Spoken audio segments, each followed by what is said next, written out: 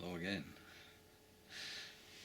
There are a number of photographs which I've acquired which don't seem to fit into any of the categories above for some strange reason. And there are also some photographs which have arrived too late to be included. So I'm going to stick them all in this file and just make a miscellany of it. One of the things I noticed, which there are very few of, or which I've got very few copies of, are photographs of classes. Every year there was a whole day spent taking photographs of sports groups in a school hall, and if you wanted a class photograph you had to make a special request, and seemingly very few did, because I only have a couple. The video editing program on this with this camera, if the photograph is wide and not very tall, it chops the sides off. So if you weigh that only half appear on a photograph, or you think you should have been on the end of a row and you're not there, then that's the reason why, unfortunately. But I do have the complete copies. Yeah. The other thing is that I've noticed while I've been doing it, there are a few mistakes. A few mistakes in dates perhaps, a few mistakes in labels. In one case I've got the goalkeeper in a hockey team named as a member of staff, unfortunately. But they're minor mistakes, and to correct them would take an inordinate amount of time, bearing in mind that these videos take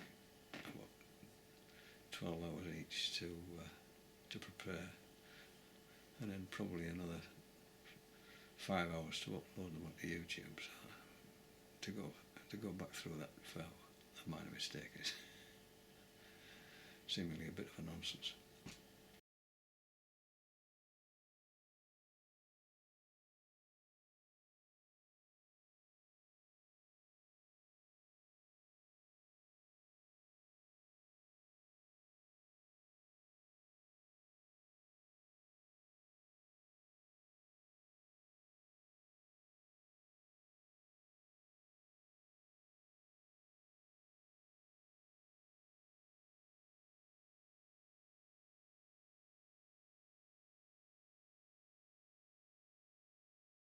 When the schools in Gizmo were reorganised in 1935,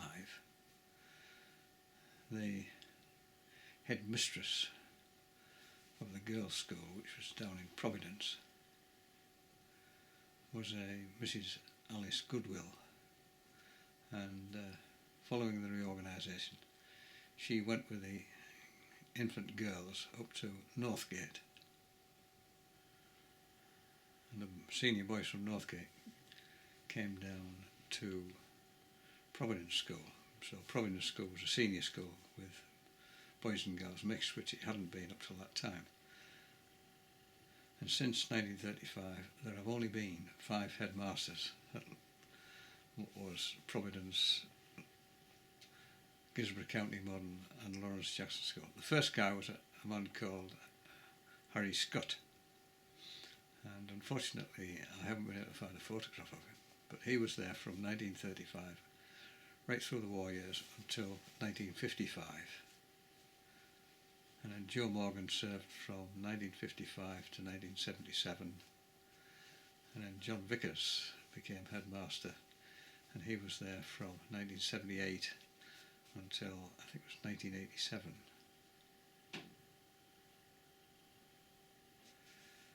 And in 1987 Mr. Lord was appointed, and then following Mr. Lord was Mr. Campbell, and the current headmaster is Mr. Tony Gavin.